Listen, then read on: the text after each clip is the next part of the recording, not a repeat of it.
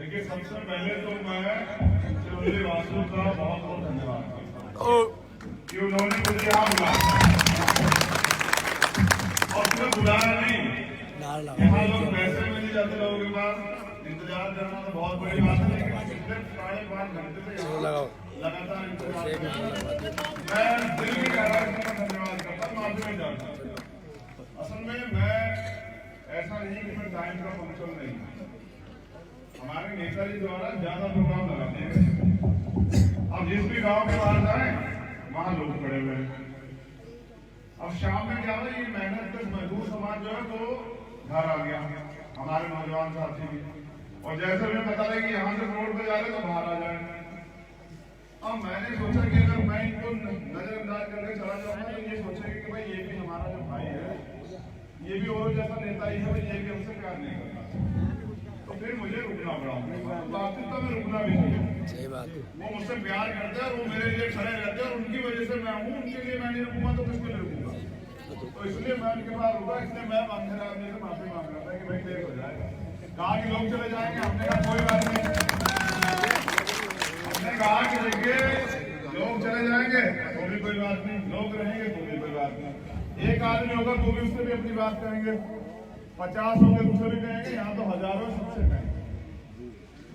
तो सबसे पहले आपको जय भीम, नमस्कार, सलाम, सत श्री अकाल, सब कुछ जो भी आप स्वीकार करना चाहे उसके लिए आपकी मेहरबानी। करुणा के सागर तथागत गौतम बुद्ध और संत शिरोमणि सदगुरु रविदास जी महाराज जो हमारे कुल गुरु, भगवान वाल्मीकि महाराज, गुरु नानक देव, संत कबीर, और जैसे जैसे आप दूसरे प्रदेशों में जाओगे मैं तो इतने नाम दे दूंगा कि आप सोचोगे कि ये कौन है, क्योंकि आपको सुना ही नहीं होगा। लेकिन हर जगह पे कहीं ना कहीं गैर बराबरी के खिलाफ, मानवता के हित में कोई ना कोई खड़ा हुआ और उन्होंने उस लड़ाई को मजबूत किया, यानी कि उन्होंने अपने जीवन का बलिदान दिया इसे मजबूत करने के लिए, जो गैर बराबरी थी उसको खत्म करने के लिए।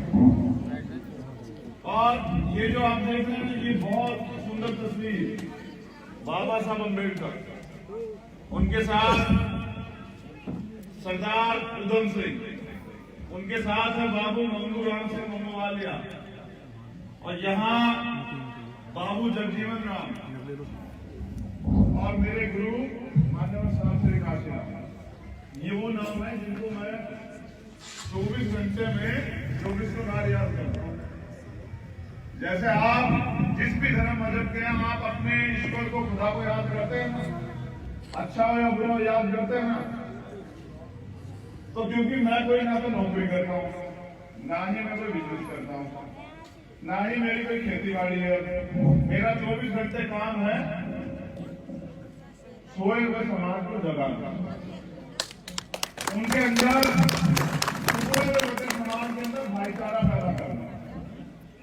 और जहां तक मैं मानता हूं जितने यहाँ दलित समाज के लोग हैं उतनी बड़ी पैमाने पर समाज के लोग भी हैं ज्यादा, और हमारे साथ वहां से पिछड़े समाज के हमारे कई नेता, पाल समाज के, कश्यप समाज के, सैनी समाज के, गुर्जर समाज के, जाट समाज के, सब लोग आए, यानी कि यहाँ पूर्ण रूप से बहुजन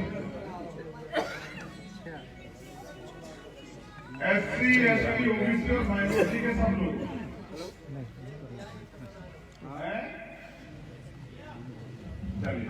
मुस्लिम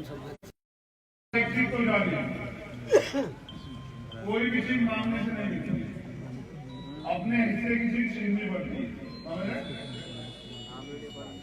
और जब कोई चीज चाहिए होती ना तो उसके लिए कुर्बानी में देनी पड़ती है, कीमत देनी पड़ती है, बिना कीमत के कुछ नहीं मिलता है। और अगर आज भी देश में आपको कुछ नहीं मिला है तो यानी कि आपने उसकी असल कीमत अभी अदा नहीं की। जिस दिन आप उसकी असल कीमत अदा कर देंगे तो आपके हिस्से के अधिकार तमाम तरह के जुर्म सहे, लेकिन हम तब भी देश के साथ खड़े या नहीं खड़े बताइए, और पूरी ईमानदारी से खड़े हैं। और कभी भी जब भी देश को जरूरत होती है हम लोग सब चीज छोड़ के जो है देश के साथ खड़े रहते हैं, जबकि इस लोकतंत्र में हमारा हिस्सा बैठता है। आजाद भारत में हमें मिला क्या है, बड़े सोचने की बात। सब चीजों में तो दूसरे लोग काबिज है, और अगर वास्तविकता में हमारे लोग काबिज होते तो क्या हमारे लोग का हाल होता? रोज किसके नाम पे कत्ल नहीं होते, लेकिन मुझे लगता है अभी हमारे लोग तैयार नहीं हुए। जिस दिन वो तैयार हो जाएंगे ना, फिर वो लड़ेंगे, संघर्ष करेंगे। फिर उनकी लड़ाई का पता क्या है? रोटी की। अभी 80% लोग जो है रोटी की लड़ाई लड़ रहे हैं। सुबह बेचारे मेहनत मजदूरी करते हैं और शाम के समय बच्चों के लिए रोटी की व्यवस्था करते हैं। और देश में आपको भरोसा 84 करोड़ लोग ऐसे हैं जिनको सरकार सस्ता राशन देती है। अब किसान सड़कों पे है। किसान क्यों सड़कों पे है? क्योंकि किसानों के प्रतिनिधि, किसानों के नेता सदन में नहीं है, तो उनके खिलाफ कानून बन रहे हैं। और आपके नेता नहीं है तो सीएम के जैसे आपके खिलाफ कानून बन रहे हैं। और हमारे जो नेता हैं वो एजेंट बने हुए हैं सरकारों के, तो सारा आरक्षण खत्म कर दिया जा रहा है, प्राइवेटाइजेशन किया जा रहा है, लेटर एंट्री की जा रही है। मीडिया रोज जहर घोलने का काम करता है, तो हम लोग लड़ेंगे कैसे? अब लड़ने के लिए नौजवानों ने बहुत मेहनत की भीम आर्मी के माध्यम से, और कोई दिन एक नहीं ऐसा होता कि भीम आर्मी के लोग न्याय की लड़ाई में लड़ती हो। आप मेरठ के लोग तमाम लोग जानते होंगे, कोई मामला हो मेरठ का, भीम आर्मी के लोग दिन रात खड़े रहते हैं। अब मैंने उनको तैयार करना है राजनीतिक सत्ता पाने के लिए, क्योंकि मुझे लगता है जब तक सत्ता उनके हाथ में नहीं आएगी वो किसी का भला नहीं कर सकते। वो तब तक क्या कर सकते हैं? वो तब तक सिर्फ और सिर्फ आंदोलन कर सकते हैं। अपने लोगों को ना न्याय दिला सकते हैं, ना रोजगार दिला सकते हैं, ना उनके दुख दर्द हो सकते हैं, ना उनके आंसू पी सकते हैं। अब अभी एक साथी मुझे माला पहना टोटो की, देखो मैं किसी का अपमान नहीं करना चाहता, मगर मैंने उनसे कहा कि मेरे जीवन में सिद्धांत है और सिद्धांत बहुत जरूरी। अगर मैं आज सिद्धांत को समझौता कर लूंगा तो कल जो आपकी तमाम तरह की बातें कर रहा हूं आपको धोखा दे सकता हूं, नहीं दे सकता बताओ। लेकिन मेरे जीवन में अगर कुछ है तो वो हमारे महापुरुषों गुरुओं के सिद्धांत बस, और यही मेरी सबसे बड़ी ताकत है। मैं किसी एमपी एमएलए का बेटा नहीं हूँ, किसी मंत्री का, किसी प्रधानमंत्री का बेटा नहीं हूँ। मैं तो आपके जैसे गरीब परिवार से, लेकिन अपनी बात की कीमत को समझता हूँ। मेरे फादर कहते थे कि 4 पैर उतने बसाने चाहिए जितने आदमी की चादर हो, उससे ज्यादा नहीं बसाने चाहिए। तो मैं उतनी बात कहता हूँ जितनी कर सकता हूँ, और मैं पूरे दावे से कह सकता हूँ कि कोई जुर्म जाति के शिकार आप लोग नहीं होंगे अगर आप हमें समर्थन करते हैं। मैं इस बात की गारंटी देता हूँ, लिखता। तो मैंने उनसे कहा कि भाई नोट नहीं पहनूंगा, क्योंकि ये नोट जब आदमी के दिमाग में चढ़ जाते हैं ना फिर वो भूल जाता है, फिर उसे नोट दिखाई देते हैं, फिर उसे दुख दर्द नहीं दिखाई देता। तो मैंने जीवन में तय किया कि मैं इन नोटों को अपनी कमजोरी नहीं बनने दूंगा। तो मैंने उनसे कहा कि भाई मुझे आपका 7 चीज नोट नहीं चाहिए, ठीक है ना? तो उसका कारण क्या है समझिए, पैसे वाले या गरीबों की लड़ाई लड़ते तो फिर कोई गरीब रहता है देश में? पैसे वाला तो गरीबों से रिश्तेदारी भी नहीं करता है, आप अपने आप चेक कर लीजिए। कोई पैसे वाला होगा कहेगा कि मेरा रिश्तेदार नहीं है, जबकि सच ये है कि इंसान से अगर नफरत करेगा तो वो खुद खत्म हो जाएगा। तो मेरा कहना ये है कि हम पे सिद्धांत और उन सिद्धांतों के आधार पर हम लोग लड़ रहे हैं। और एक तरफ तमाम तरह के अमीर लोग हैं जो चुनाव के समय आपसे लीज खाएंगे, मानते राम जी बाबूजी बैठे हैं, चुनाव के समय आएंगे और आपको अपना भाई बताएंगे, चाचा बताएंगे, ताऊ बताएंगे, सब बताएंगे, रिश्तेदार बताएंगे और कहेंगे कि देखते जाओ हम ये कर देंगे। चुनाव खत्म, नेताजी का दौरा खत्म, वादे खत्म, उनके वादे खत्म। तो हम तो लोकतंत्र में ठगे गए, कहीं लोकतंत्र नहीं। जिसकी सत्ता होती है वो सामने वाले गरीब को नचोड़ देता है, उसका खून भी हो जाता है कि बेच के इसलिए पैसा बटोर लूं, समझ रहे? ये है सत्ता। तो एक तरफ अमीर लोग हैं जिनको तमाम पैसे वाले लोग हैं, जिनके पास बड़ी बड़ी गाड़ियां हैं, बड़े बड़े संसाधन हैं, बड़ी बड़ी मीडिया हाउसेस, और एक तरफ आपकी गरीबों की पार्टी जिनके पास ना तो बड़ी गाड़ियां हैं, ना बड़े संसाधन है, ना बड़ी कुछ हमारे तो इतना बड़ा मंच है हमारा कि हमारे गुरु बैठे रहे, बाबूजी दिख भी रहे मंच पे, समझ रहे? तो भले ही हम गरीब हो लेकिन हम स्वाभिमानी लोग, हम स्वाभिमानी लोग हैं और अपने अधिकारों के लिए मरने मिटने के लिए तैयार है। आप हम यहाँ किसी पे जुल्म जाति अपने व्यक्ति पे नहीं होने। ये जो भाई कह रहे थे कि प्रशासन के लोग घेर रहे थे, देखो यहाँ अभी होम इंटेलिजेंस और आईटी के लोग और एलआईयू के लोग, देखो कुछ दिन की बात है, 1 साल की बात है, अगर जिसका दिमाग ठीक ना हो तो दिमाग ठीक कर दिया जाएगा, याद रखना।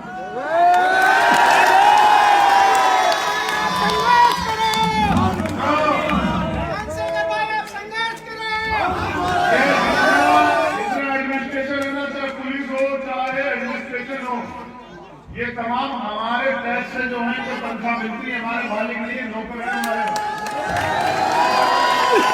लोकतंत्र है और इसमें जनता मालिक है, जिसका दिमाग खराब हो गया हो ना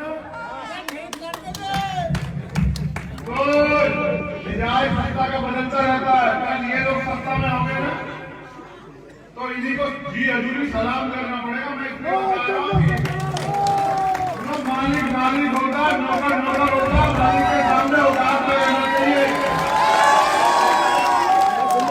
तो ये मजदूर मेरे मेहनत का लोग, ये दलित दलित पिछड़े मुसलमान सताए हुए लोग जिस दिन एकजुट हो जाएगा और अपने वोट की वैल्यू में समझेंगे कि वोट से रोटी नहीं मिलती है, वोट से मिलता है सम्मान, वोट से होती है सुरक्षा, वोट से मिलते अधिकार और वोट तय करता है आपके बच्चों का मुस्तकबिल वो कैसा होने वाला है। तब जाके वोट आपको देनी चाहिए। आप खुद अपने मन से सोचिए, ये जो वोट लेके जाते हैं आपको दोबारा मिलने आते हैं क्या? नहीं आते। एक तरफ वो पार्टी है जो 24 घंटे आपके दुख दर्द में खड़ी है। नौजवान जो मुझसे पीछे कह रहे थे कि जब कोई नहीं खड़ा था ना भाई देश के मुसलमानों के साथ, तब आप खड़े थे, जमा मस्जिद चले गए थे, जेल चले गए थे, इतने दिन रह के आए। मैंने उनसे कहा कि देखो कहने से भाईचारा नहीं होगा कि मैं तुम्हें झूठ बोल के ठग लूं, तुम्हें तो ठगा ही है, तुम्हें बिना क्या है बताओ, कहाँ हिस्सेदारी है तुम्हारी? नहीं हिस्सेदारी नहीं, तो तुम्हें तो ठगा गया। अब अगर तुम मुझे भी वही ढूंढ रहे हो कि मैं भी ठगने वाला हूं तो भाई मुझसे नहीं होगा। सही बात है। हर गरीब जिसके सर पे कपड़ा नहीं है, सर पे छत नहीं है, पेट में रोटी नहीं है, वो मेरा अपना है, उसकी जिम्मेदारी मेरी है और उसके लिए व्यवस्था हम करेंगे। इसलिए हम लोग मैदान में आए। मैं नाम नहीं लेता लेकिन जिन लोगों को हमने वोट दिया उन्होंने हमें क्या दिया, मैं तो देखता हूँ ना।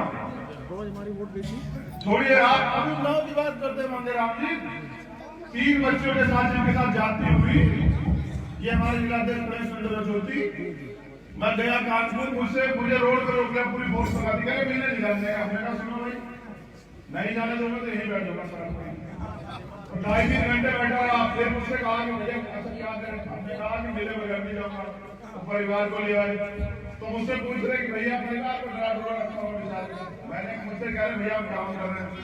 सब लोग बैठे, आपने सुना होगा, मैं जानता हूँ उत्तर प्रदेश पुलिस को और मैंने तुम्हारी कार्रवाई देखी, तुम 1 नंबर के निकम्मे लोग हो, तुम्हारी कार्रवाई सहमत नहीं तो चुप।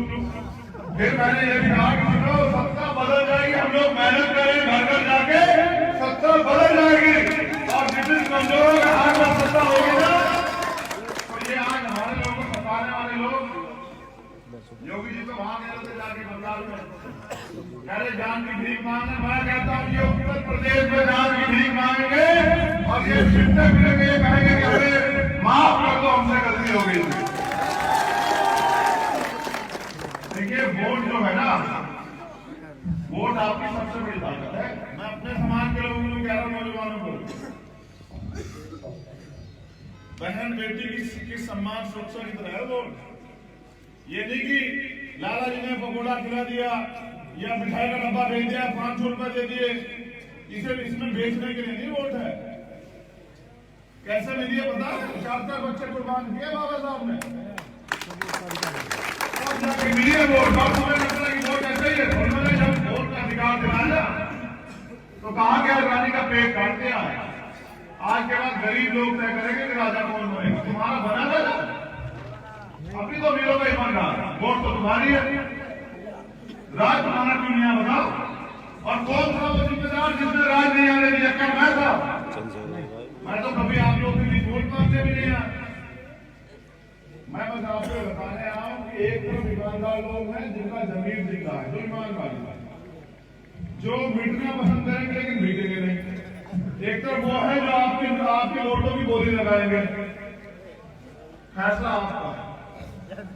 इतने लंबे समय से बिकते हुए आए हुए लोग अगर एक बार तय कर ले और एक बार दोनों हाथ बोल के साथ देख ले, भाई हम तेरे ऊपर भरोसा करें तो आगे बढ़।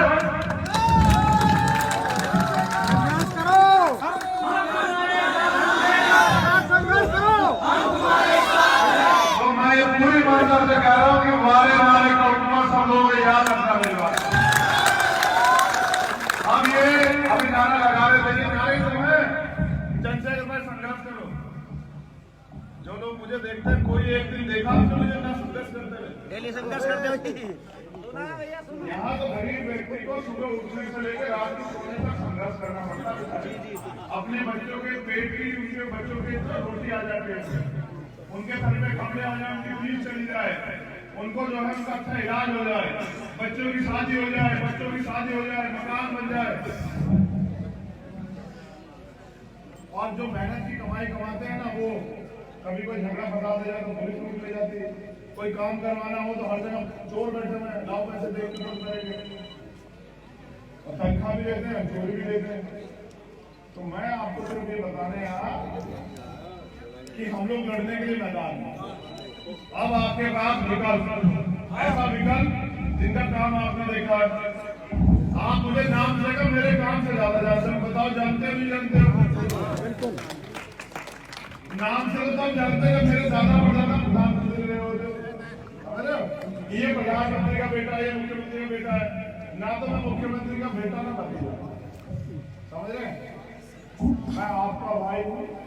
मैंने अभी कुचामन सिटी में कहा, जयपुर राजपुर स्ट्राइक पार्क में, कि मैं आपका बिकाऊ नेता नहीं, मैं आपका टिकाऊ भाई हूँ। और वो देखो, ये हमारा गुरुवर है। आप ईमान वाले लोग खड़े हुए हैं और पूरे जिम्मेदार लोग खड़े हुए हैं। आप तय करना, ये मेरा गुरुवर है। मैं पूरी हाई राज्य में बात कह रहा हूँ कि वो नोट नहीं बना जो चंद्रशेखर आजाद को फिर से याद रखना।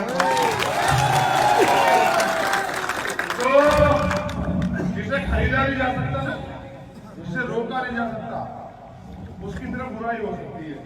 पूरी ईमानदार से बताओ, क्या आपने अपनी जिंदगी में 11 बजे किसी नेता को भाषण करते देखा? पूरी ईमानदार से बताओ। आपकी पूरी जिंदगी गवाह होगी इस बात की, क्योंकि उनको मतलब नहीं है। बगैर खाए पिए हैं। मेरे लोग मुझसे प्यार करते हैं, अंतरम ये बहुत है मेरे लिए।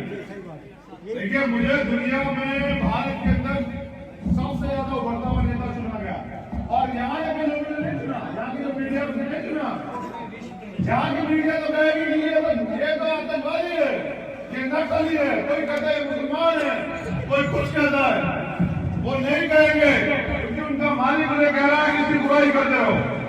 दुनिया के मीडिया ने कहा कि पूरे भारत में अगर कोई व्यक्ति है जो पूरे भारत के भविष्य को बना सकता है तो वो चंद्रशेखर आजाद है। और जब ये कहा गया ना, सारे नेताओं का दर्द हो गया। अब जैसे कहते ना, वो मेंढकी वाले का अपना निकली जाए और मिल जाए ना, तो मुझे बधाई देने वाले बहुत बड़े दर्शक का बहुत बधाई, और ना मेरी बुराई कर पा रहे, समझ रहे? तो इसके लिए मैं धन्यवाद देता हूं अपने गुरुओं महापुरुषों का, अपनी माताओं बहनों का। देखो, वो तक ही लगाए, मुझसे उम्मीद लगाए देख रही कि कोई तो उनके लिए कुछ करे।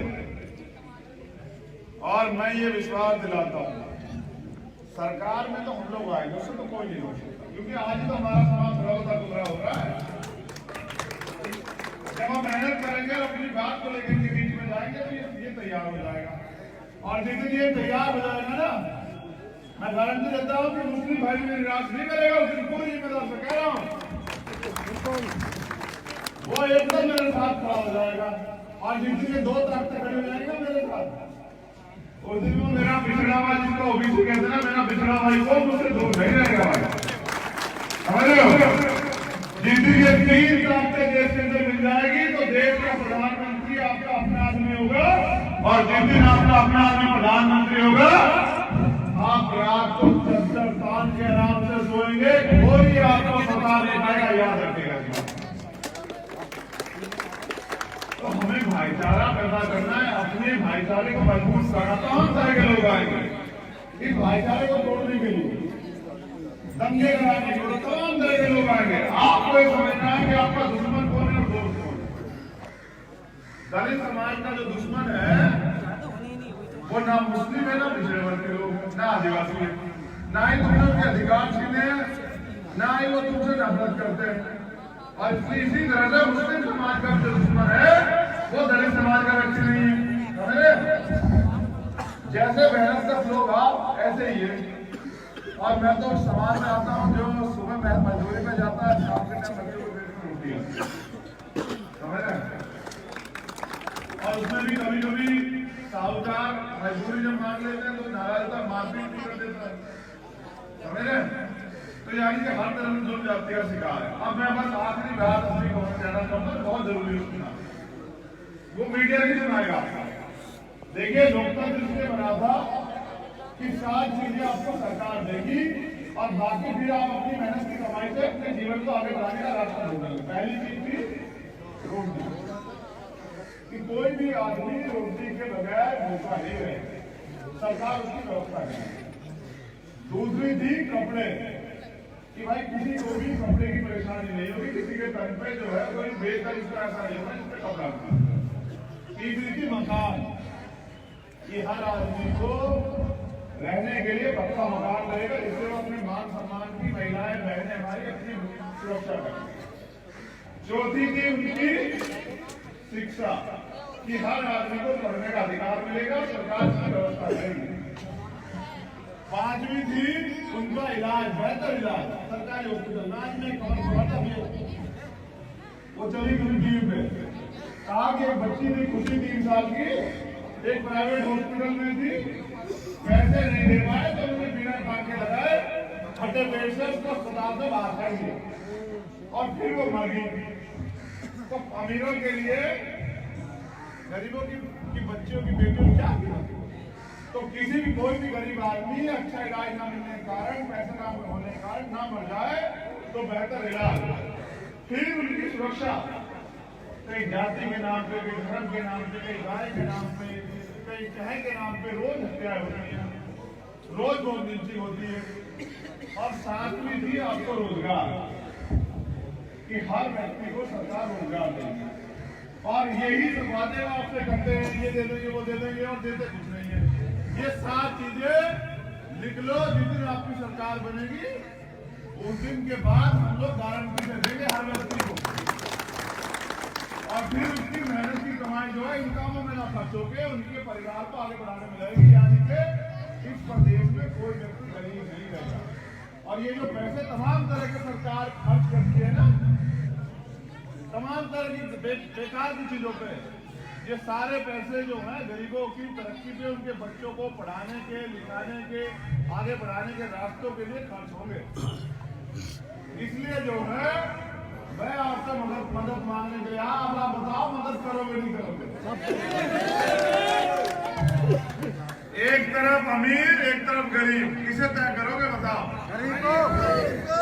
जिनके हाथ में उठेंगे मैं मानूंगा वो हौसला खो चुके हैं। देखो सुनो, ये जरूरी बात है, लड़ने के लिए चाहिए हौसला। जिनके हाथ में नहीं उठ पा रहे वो लड़ पाएंगे इस प्रकार से, और आप कहते हैं किसके भरोसे पूरी सरकार में टकराता हूँ, जहां वो नेता जिनको आपने वोट दिया वो कमरे में बंद बैठे हैं, और आप देखते हैं पूरी सरकार से अगर किसी के भरोसे टकराता तो आपके भरोसे टकराता, जान की परवाह नहीं, लेकिन कुछ करके जाना है, ये तय किया अपने गुरुओं महापुरुषों का मान रखना। तो मुझे सुनने के लिए बहुत बहुत धन्यवाद। और 11 बज गए और पैसे में भी नहीं रुकता किसी के लिए। आपकी इस मोहब्बत को पूरी जिंदगी याद रखूंगा, ये इस होली को नहीं भूलूंगा और विश्वास